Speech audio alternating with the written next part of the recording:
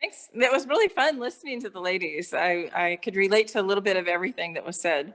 Oh, cool. Well, good. We're going to dig into your own favorite place for Christmas in just a minute. But for some of our newer, since this is our second time having you for our Christmas, one of our Christmas book clubs, we do have some new readers tonight with us. Would you mind telling them a little bit about yourself and how you got started writing?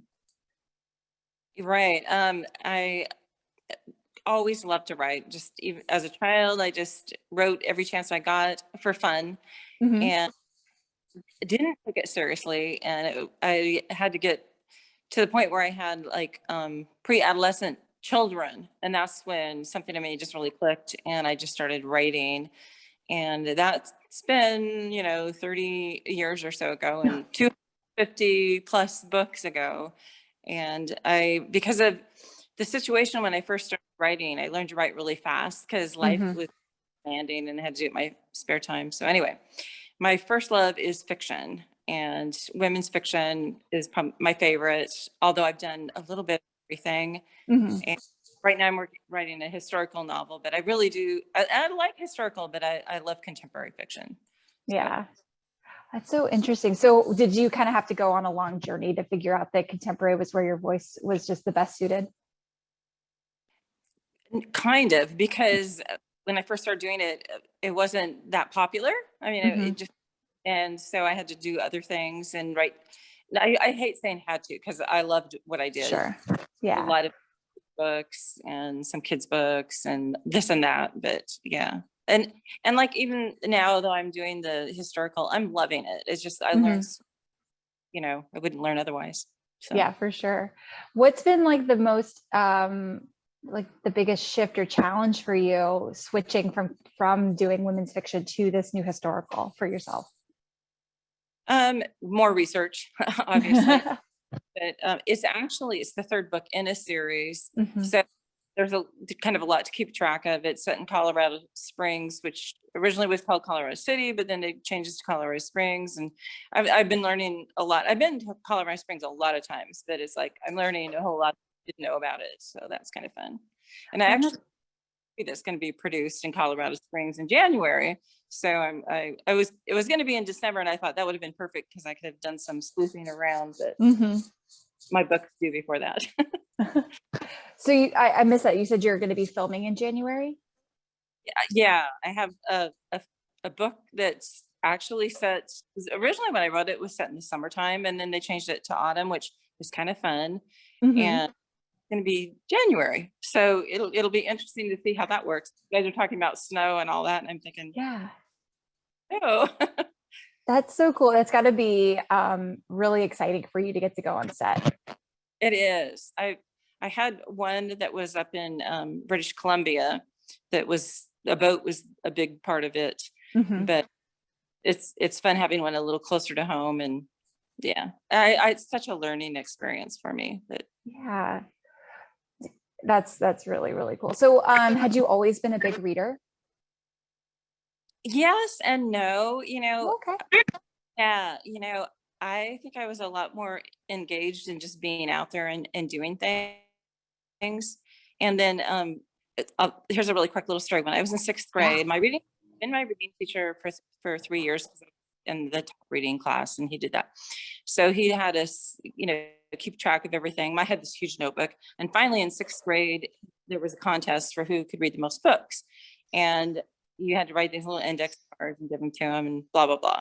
Mm-hmm. And I didn't want to win it, and I didn't think I would because there was a girl in our class who read all the time. She had really thick glasses, and she just always, her name was Lori, I won't say her last name, was reading a book. And I was out like playing football with the boys and just doing stuff. So it seemed like I won the contest. And Oh, that's so cool. because I won, how could I beat out Lori and then I asked my teacher about it, and he said, Lori reads really slow because her vision is so bad that it takes her, like 5 times as long to read one page as it did me. So I really did win, and I was embarrassed. So I That was a is reader. so cool. You were a big reader. And I love that you were like, I know that her whole thing is that she's a reader because she's always had that nose in the book. I got to beat her. You know, I'm never going to have a chance. And then it's like, no, she couldn't quite get there. I wanted to give her the prize. It was a Yeah. chess. Oh, that's so neat. Did you ever end up playing chess with it? Yes, many years. Yeah, I think I have a couple things missing now, but I still have it. That's neat. That's such a cool thing. So your new book, A Christmas in the Alps, you took us across the pond to France, obviously, for this book. Can you tell us a little bit about what inspired the story? Yeah, I'd been to France a couple of times. The first time I was there in autumn, and it was by myself, and it was very young, and I was doing trains, and it was kind of cold. It was late autumn, which is actually a really good time because it's not Oh busy. yeah. But anyway, my favorite parts of that trip were just the train rides through the Alps. And I kept thinking I would love to stop in one of the little towns, but it was off season. I was by myself. Didn't really make sense. And then the next time that I was in Paris, it was actually with my mom because I was trying to encourage her to do some traveling, and it was on a tour bus. Mm-hmm. No freedom at all. So I thought, I want to live vicariously through a book. And I wrote it during COVID. Mm-hmm. So here, I just want to do this trip, and just, kept saturating myself with pictures and places, and just, did the whole thing, and felt like I got away during COVID. So that was good. Yeah, a total escape, which is then like so such a blessing for readers when they get it, because they get to escape with it as well, especially since so many people are housebound. Yeah. And who knew? I mean, when I wrote it, I thought by the time it was out, we'd be far out of COVID too, but right. So where is right. I know we're all just waiting one day. Where is a dream place for you to spend Christmas? Well, I really like it where I am. I live in a really small mountain town. We don't even have a stoplight here. And it's old fashioned. It's like Western fronts, and they light the whole town up. Every business, they have to put up lights, and the big tree, and we're expecting snow, I think, tonight. And it is really pretty. So I usually have family come visit us. What I really am hoping is, we've been building all during COVID. Oh, wow. I'm in it right now, but we can't sleep here because we're not through our final inspections. So I'm really hoping and praying that in the next week or so, we'll get our final approval, and I can have family come to me here in my little mountain town in my new house. That's so cool. Did you have any challenges building a house during COVID? Yeah. Yes. Our plumber and electrician got COVID, and I was actually the contractor. My husband, he's the foreman, he does most, but we had other people doing other things, but every single thing, there was some roadblock and things that got slowed down. And I keep telling my friends, it's perfectly imperfect. I can point to, anything in this whole house and go, well, that went wrong, but I still love it. I wanted a house that was kind of old fashioned and imperfect. And it is very imperfect. I love that. It's just like embrace the imperfections. Exactly. So another thing that was really great about the book, because we didn't really get into the story about it, a young woman, she inherits a clockmaking factory in the Alps. And so she goes to take ownership of her new project. But I was curious for you, like, what did you know about clockmaking and clocks before writing the book? Not a lot. We have a really clock shop here in our town that people come from all over our state. Oh, wow. Yeah, because they're that good. So I have that in my own backyard. But as far as the old, like it would be in this town, and actually she didn't know that she was inheriting anything. I have to back up. Mm-hmm. Yeah, sure. It's not even till the very end of the book that she even discovers that there's a treasure, but it isn't it's complicated, isn't it? But yeah, I don't even exactly know why I picked that. I just thought it sounded like fun. And yeah, and then she meets a guy who is going to apprentice as a clockmaker. And of course, he ends up in her same town after they're split apart at the very Mhm. journey. So that was kind of fun. Did you end up having to do some research about clockmaking, or did you just kind of use what using the resources in your backyard? It was both. Yeah. Mm. And a little bit more of the watch thing, which was actually really interesting because Yeah, tell us about it. now I'm trying to remember if I actually used the name Rolex, because Rolex was really like across the mountain. And so these guys weren't Rolex, but they were doing things that were like that. And they mentioned that they're doing it because it's a lot of it goes, pre backstory is World War II is a real Mhm. important part of the whole story. And the fact that, yeah, they had to manufacture watches for the Germans, but maybe they did something wrong with them when they did that, so, because they were trying to help the war effort. But yeah, Yeah. and I read stories about that and I thought that's a fun story. Mhm. Yeah, it's so interesting. Like, I don't know anything about, like, other than just like they tell time. I don't know much about clocks. So it's just such a fascinating trade. Yeah, it is. I'd like to learn more. I'd like to go visit a French Alpine clock factory. Oh, yes, you should definitely do that. Right off on your taxes too. How do you get in the mood to write Christmas novels when it's not Christmas time outside? Because clearly you're writing these books in the summertime most of the time. Yeah, it is funny. I always say, I'm in my office and usually have the air conditioning on, and then I find it's 100 degrees and I go into shock. But yeah, that's just fiction. It takes you away. You know how it is when you're reading a book, you are transported, and it's really not that much different when you're writing a book. You're transported and just, yeah. But there's a little culture shock involved when you come out. Oh, it's a hot day. Yeah, right. You're like, oh, not in my brain. Yeah. What do you love about writing your Christmas romances? Oh, I like that they're light. And I mean, I try to put a little bit of grist and grit into it, but they're going to end up well. And it gives you a good feeling. And it's fun that they're not a really long story. There's just something about the timing in a novella that is just, and, people have asked me, how do you know when you're doing a novella, like, but there's something in my brain that just kind of like, it just tells me, okay, now it's time, because I don't do outlining. I just go with the flow. Okay, But that was going to be one of my questions for you, if you were a pantser or a plotter. totally a pantser, totally. Yeah, and I remember using that word 30 years ago, and people looking at me like, "What? What are you?" Yep, I right the seat of my pants. Yep. What is your favorite trope to read?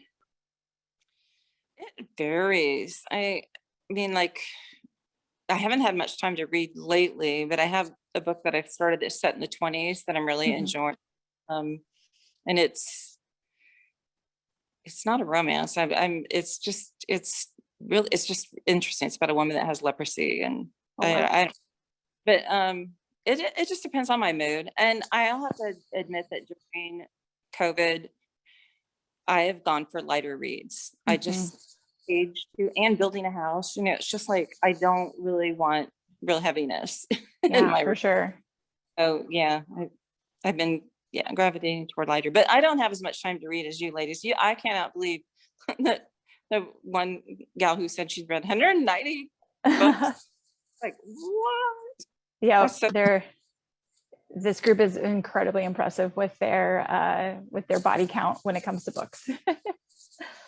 well. And building a house has, for the last 2 years, really taken a lot of my time too. So yeah, the Yeah. fact that I can write a book and is that's a challenge enough. Yeah. Well, and that leads me into my next question, which, this is for you, like, even finding the time to carve out to write has got to be such a challenge. But what is your favorite time of day to write? It's usually between like 10 and 3. And before that, I'm kind of doing business things, not fully awake, having coffee with my husband. Mhm. And then at 3, I just start going kind of brain dead, unless I'm really locked in. And then sometimes I can press on until like 5 o'clock. I think the older I get, the shorter my day time writing. I used to be able to write, like for, 10 hours, which I can't even imagine doing that now. Yeah. Too much. It's a lot of butts in the seats, in my opinion. I'm like, oh, too much time. What is a new hobby? Oh, actually, let's not talk about this because you're building a house. That is your hobby right now. It's the only thing you have in your life. Yeah, it's been all consuming because I actually designed the house and have made all of the decisions and this is like your dream home. This is the home. I mean, it's not like it's fancy or anything. It was actually our way of becoming debt free because we had this lot and we thought, okay, if we sell our house, because the market was really high where we live, so we take everything, we put it all into this other house, and it's not a big house. It's big enough. Yeah, it's cozy for you guys.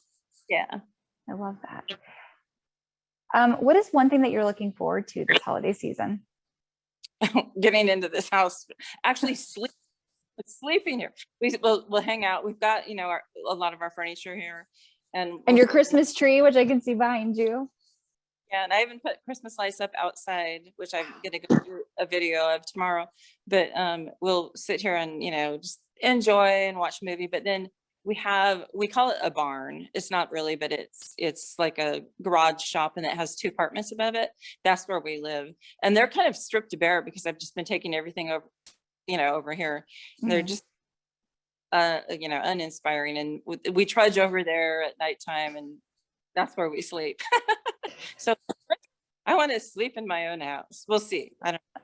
I love that. Well, I'm sending good words up there for you. I'm like, this fingers crossed. What is your favorite writing fuel? I'm a real coffee person. I always have to start with coffee, and I like nuts and pretzels. I don't like sweets that much. I mean, like some like good dark chocolate sometimes, but yeah, mostly coffee and kind of savory things. Love that. How do you celebrate a new release? There's so many books. Really do much. I hate to say that. I mean, I just go, oh, it's here. It's a Tuesday. No, I mean, I think it'll maybe as I do less books, it'll become more special. I don't know, but the Christmas book is always kind of fun though, because it feels, a Christmas present, and it arrives in September. Yeah, right. Just very early, like the candy at Target. With whom would you want to be stuck in an elevator? Wow. Well, I always think Oprah, but then I don't, would I really be able to? I think I would be able to have a conversation with her. I think if she was stuck in an elevator, she wouldn't have a choice. Right. Yeah, she'd be very chatty, I'm sure. It's a great pick. I love Oprah. What is some advice that you would give to your younger self? Wow, that's a good question. Probably to lighten up, don't take things seriously. More advice. More grace for myself and more grace for the people around me. I feel like I was too much of a perfectionist. I don't know why, but I just, if I could do that over, I'd like to loosen up, lighten up. I think that's great advice. I think we can all take that to heart, even no matter what our age is. Yeah, I need to tell myself that again. Yeah, exactly. I'm like, we're all telling ourselves that right now, right, ladies? Yes. Breathe. If you could live in any era outside of our modern one, what era would you choose to live in? Wow, that's a good question too. Well, I'm really enjoying writing the series I'm doing, it starts in the 1880s and it kind of gets into the 1890s, which is really kind of fun because you've still got the old world, but there's some modernizations, women are trying to get the vote, some fun challenges. There's still things to be, conquered and found, and that kind of does appeal to me. I love that. Yeah. All right. So you already told me if you're a pantser or plotter, and you said pantser, so we're going to skip that question. Have you ever written with another author? A few times. Yeah. Yeah. My favorite thing to do. I was going to ask, do you have a dream writer collaboration that you would want to partner with? No. No, you're like, absolutely not. My writer friends that I really love, and I think they'd say the same thing because they've had experiences too. And it's just hard. It's just Mhm. and usually in the past when I've done it, it's not just the writer personalities, it's the people that are around them and working with them and the publisher. And it always gets complicated. It Yeah. just, yeah. So if I never do it again, I'm good with that. Too many cooks in the kitchen. Really, exactly. Yeah. Okay, so what character from any of your books, all 300 plus of them, Melody, I want you to really dig in there, would you want to be friends with? What character? Wow, that's another good question. I did a historical series that's set during World War One, Mhm. and there it was a woman who was running a small family newspaper on the Oregon coast, and I really liked her. I can't remember her name right now. It was a 4-book series, and I just there was something that just felt kindred, and Oh, when the last book ended, I thought, okay, well, what happened with her? And she was older. She was because she had a grown daughter. I mean, she wasn't old, but she was in her 40s.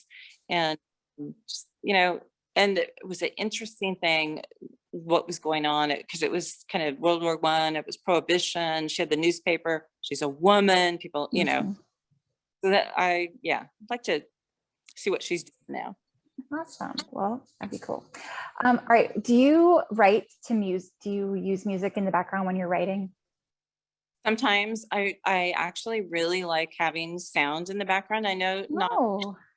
like that.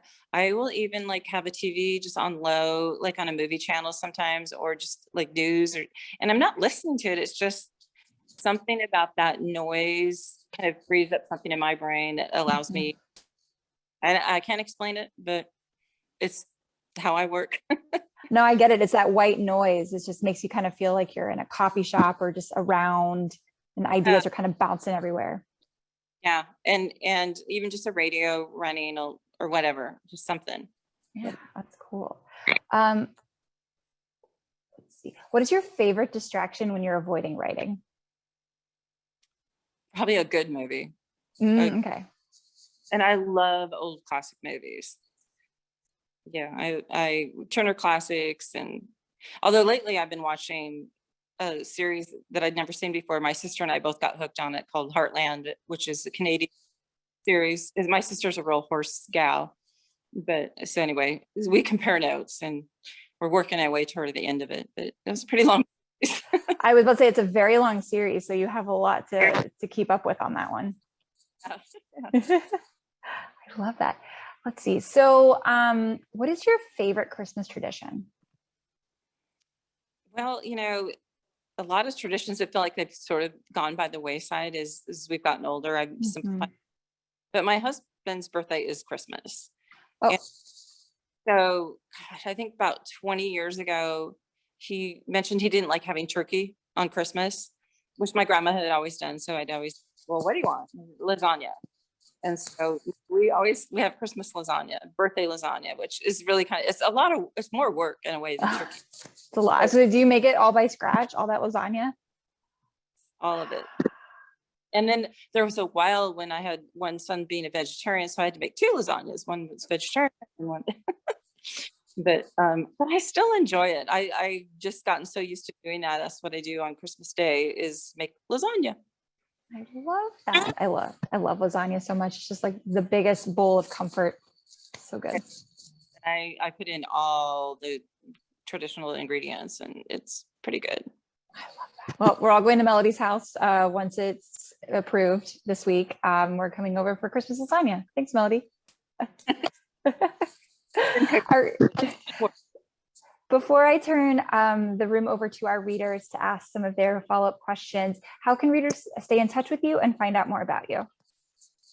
Well, my website, which always needs updating, is melodycarlson.com. And you can sign up for my newsletter. My newsletters are more up to date than anything, but and I try to send those out about once a month, sort of. Probably Awesome. less while I'm building houses, but yeah, I'm going to get one out this week. Awesome. Well, great. Well, Melody, thank you so much. I'm going to go ahead and open the floor for our readers to ask some questions. If you guys have